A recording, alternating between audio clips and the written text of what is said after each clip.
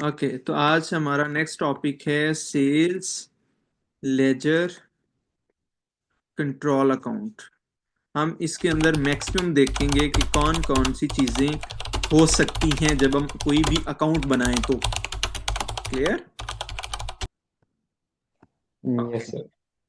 Sir वैसे बहुत तरह के सेल्स लेजर होते हैं ना। सेल्स लेजर कंट्रोल और सेल्स लेजर होते हैं सिर्फ। जो सेल्स लेजर होता है वो तो जर्नल लेजर ट्रायल बैलेंस में आएगा ना, डबल कीपिंग में करता है। यहाँ पे सेल लेजर कंट्रोल अकाउंट है, जब हम कोई क्रेडिट पे लेन देन कर रहे होते हैं उस सिचुएशन के अंदर जो हम बनाते हैं उसे कहते हैं। सर सेल्स लेजर है गया सिर्फ वो होता है कि सिर्फ एक ही कस्टमर का होता है, और सेल्स लेजर कंट्रोल होता है combined customers levels. Combine overall आपने जितनी सेल्स क्रेडिट पे की हैं, कितनी पेमेंट आपको रिसीव होगी है, कितनी आपने बकाया लेनी है, कितना डिस्काउंट दे दिया है, कितना बैड डेट्स हो गया है, वो सारे टर्म्स हम इसके अंदर डिस्कस करते हैं। Yes sir. लें जी, ये हम बना लेते हैं इसको इधर। मैं एक ही टी अकाउंट बना रहा हूँ अभी, हम क्योंकि वैल्यूज नहीं लिख रहे तो इस वजह से थोड़ा हम इस तरह इसको बना रहे हैं।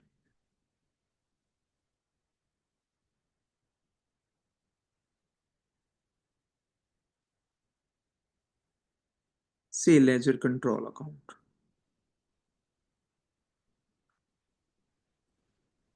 ओके जी, तो सेल लेजर कंट्रोल के अंदर इधर भी हमारे पास डिटेल्स आ जाएगा और इधर हम अमाउंट लिखेंगे, क्योंकि अमाउंट का भी तो हमने कॉलम नहीं, अभी हम मैक्सिमम चीज़ें लिखेंगे कि क्या हो सकता है। अगर हम क्वेश्चन सॉल्व करेंगे तो फिर भी हम इसको देखेंगे। सबसे पहले यहाँ पे हमें कोई बैलेंस दिया हो सकता है, पिछले बैलेंस जिन डेटर्स का जिनसे हमने पैसे लेने हैं, तो उससे हम बैलेंस ब्रॉट डाउन कहेंगे। ठीक है, उसके बाद यहाँ पे हम सेल जर्नल लिखेंगे। सेल जर्नल का बाय द वे दूसरा नाम होता है क्रेडिट सेल। ठीक है, या हम इसको कहते हैं क्रेडिट सेल। कितने लोगों को हमने क्रेडिट पे चीजें बेची हैं वो हम लिखते हैं। Clear? Hello? Yes sir. Okay, तो बैलेंस ब्रॉडन हो सकता है जो पहले हमने लेना, उसके बाद है सेल जर्नल हो सकता है, उसके बाद है डिसऑनर चेक्स हो सकते हैं। डिसऑनर चेक्स, कोई डिसऑनर चेक्स हो सकते हैं, या हमें कहीं से इंटरेस्ट रिसीव होना हो, इंटरेस्ट रिसीव, या हमें कहीं से रिफंड आना हो, कैश या बैंक रिफंड हो सकता है, कैश या bank refund.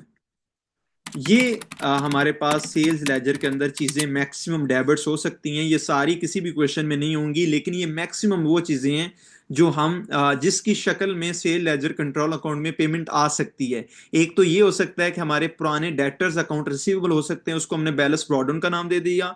Second one cell journal हो सकती है या क्रेडिट सेल हो सकती है, जो इसी मंथ या हमने जो कंबाइन जितनी हमने सेल्स की हुई हैं वो हम देखते हैं। डिसऑनर चेक्स वो होते हैं जिनको हमने चेक इशू किए थे लेकिन वो पेमेंट नहीं हो सकी, वो डिसऑनर चेक्स भी डेबिट होता है, वो बाद में हमारे पास आ जाते हैं। इंटरेस्ट रिसीव, या हमने कहीं पे प्रॉपर्टी पे कहीं पे भी इन्वेस्टमेंट की है, उसका इंटरेस्ट रिसीव होना है, वो भी हमारे पास सेल्स लेजर में आएगा। इट मीन हमारी अर्निंग सोर्स में आएगा। कैश या बैंक रिफंड, जहां से हमने ज्यादा पेमेंट की होगी या ओमिटेड किया होगा या हमने ओवरकास्ट किया होगा, उस सिचुएशन के अंदर वो अदारा वो हमारे पास या कैश या बैंक रिफंड कर देगा। अब इसके अंदर क्रेडिट चीजें क्या क्या हो सकती हैं? सबसे सरे फरिश्त जो है वो है discount receive, discount allowed sorry, कि हमने किसी को डिस्काउंट दिया तो हमारे वो डेटर्स कम हो जाते हैं या अकाउंट रिसीवेबल कम हो जाते हैं। डिस्काउंट अलाउड सॉरी, तो ये हमारे पास एक चीज हो सकती है जो क्रेडिट पे आएगी, जो हमारे बैलेंस को कम करती है दूसरे लफाज में।